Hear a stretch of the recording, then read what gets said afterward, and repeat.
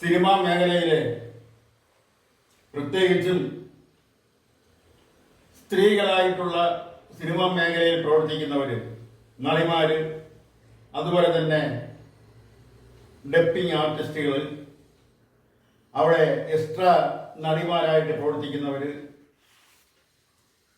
നൃത്ത വിഭാഗത്തിലുള്ള സ്ത്രീകൾ, ഇവരെയെല്ലാം വിവിധ രീതിയിൽ ചൂഷണം ചെയ്യുന്ന ഒരു പ്രവണത ശാരീരികമായിട്ടായാലും മറ്റു ചില പ്രമാണിമാരുടെ അടുത്ത് എത്തിക്കുന്ന നിലയിലായാലും അവരെ പല വിധത്തിലും ചൂഷണം ചെയ്യപ്പെടാറുണ്ട്. പ്രത്യേകിച്ചും സിനിമകൾക്ക് ഫണ്ട് നൽകുന്ന ചില മറ്റു സംസ്ഥാനത്തെ പണക്കാർക്ക്, മാർവാടികൾക്ക് മലയാള സിനിമാ താരങ്ങളെ, സിനിമാ നടിമാരെ കാഴ്ചവെക്കുന്ന ഒരു പ്രവണത പതിറ്റാണ്ടുകളായി മലയാള സിനിമയിൽ മാത്രമല്ല മറ്റ് സിനിമാ മേഖലകളിലുമുണ്ട്. ഇതെല്ലാം അന്വേഷിച്ച് പ്രത്യേകിച്ച് കേരളത്തിലെ, മലയാളത്തിലെ നടിമാര്, ചലച്ചിത്ര രംഗത്ത് പ്രവർത്തിക്കുന്ന ഫീമെയിൽ ആർട്ടിസ്റ്റുകൾ, അവരെല്ലാം അനുഭവിച്ച ദുര അനുഭവങ്ങൾ എല്ലാം പഠിച്ച് ഒരു റിപ്പോർട്ടാക്കി സർക്കാരിന് സമർപ്പിക്കുന്നതിന് വേണ്ടിയാണ് ഹൈക്കോടതി ജഡ്ജായിരുന്ന ശ്രീമതി ഹേമ അധ്യക്ഷയായും നടി ശാരദയും റിട്ടയർഡ് ഒരു IAS ഉദ്യോഗസ്ഥയായ വത്സലകുമാരിയെയും നിയമിച്ചത്. ഇവർ മൂന്നുപേരും കൂടി ചേർന്ന്, ഇതിൽ ഹേമയായിരുന്നു ജസ്റ്റിസ് ഹേമയായിരുന്നു അധ്യക്ഷ. ഇവർ മൂന്നുപേരും കൂടി പല നടിമാരെയും, ഡപ്പിംഗ് ആർട്ടിസ്റ്റുകളെയും, അതുപോലെ തന്നെ എക്സ്ട്രാ നടിമാര, അങ്ങനെ പല നിലയിലുമുള്ള ചലച്ചിത്ര മേഖലയിൽ പ്രവർത്തിക്കുന്ന സ്ത്രീകളുടെ അനുഭവങ്ങൾ ചോദിച്ചറിഞ്ഞ് അത് ഒരു റിപ്പോർട്ടാക്കി സർക്കാരിന് സമർപ്പിച്ചു. ഈ റിപ്പോർട്ട് സർക്കാരിന് സമർപ്പിക്കുന്നതിന് വേണ്ടി 1,06,00,000 രൂപയാണ് ചിലവായത്. ഈ 1,06,00,000 രൂപയും ജനങ്ങളുടെ കാശാണ്, ജനങ്ങൾ കൊടുക്കുന്ന നികുതിയിൽ നിന്നും എടുത്തു കൊടുക്കുന്നതാണ്. എന്നാൽ ആ റിപ്പോർട്ട് അതേപോലെ അത് പല കാരണങ്ങൾ പറഞ്ഞ് മൂടി വയ്ക്കുകയാണ് ചെയ്തത്. അതിനെതിരെ 5 നടിമാർ രംഗത്ത് വരികയും അത് പുറത്ത് വിടാം എന്ന നിലയിലേക്ക് എത്തപ്പെടുകയും ചെയ്തു.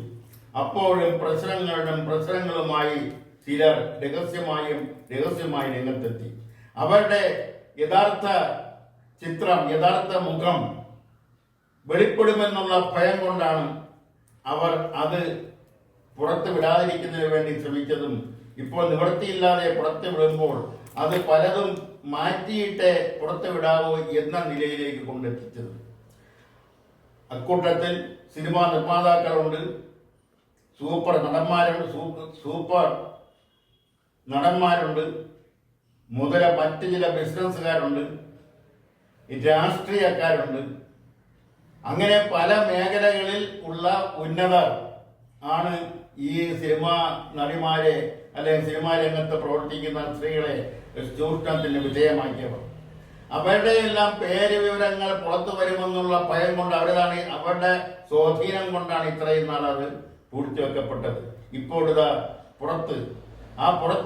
പുറത്താവുന്നത് തന്നെ ചില കണ്ടീഷനോട് കൂടിയാണ്. 233 പേജുകളുള്ള ജസ്റ്റിസ് ഹേമ റിപ്പോർട്ട് 82 പേജുകൾ ഒഴിവാക്കിയിരിക്കുന്നു.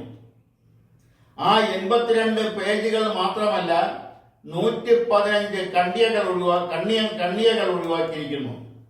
കൂടാതെ ചില പ്രധാനപ്പെട്ട സംഭവങ്ങൾ വിവരിക്കുന്ന ഏതാനും വരികൾ ഒഴിവാക്കിക്കൊണ്ടാണ്, അതായത് തലയും വാലും കൈകളും ഒക്കെ മുറിച്ചതിന് ശേഷമാണ് ആ റിപ്പോർട്ട് പുറത്തുവിടുന്നത്. ആ റിപ്പോർട്ട് ജനങ്ങളുടെ നികുതിപ്പണം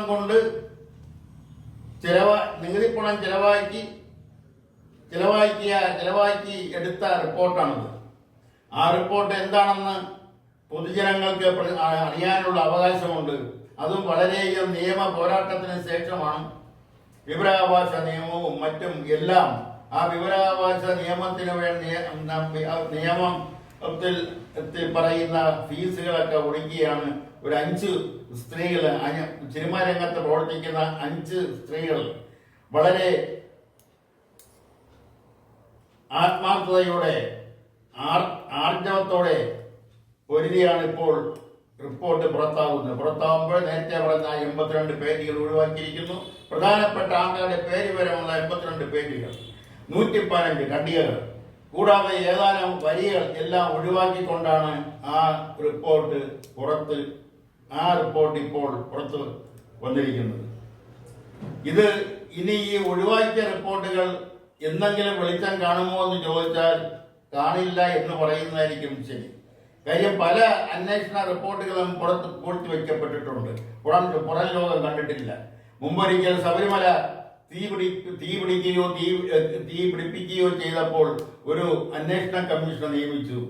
അത് നാളിതുവരെയായിട്ടും ആ അന്വേഷണം റിപ്പോർട്ട് പുറത്തു വന്നിട്ടില്ല. അങ്ങനെ നിരവധി അനുഭവങ്ങൾ നമ്മുടെ മുന്നിലുള്ളപ്പോൾ ഇതിന്റെ അവസ്ഥ എന്താവുമെന്ന് നമുക്ക് നോക്കിയിരുന്ന് കാണാം. നന്ദി.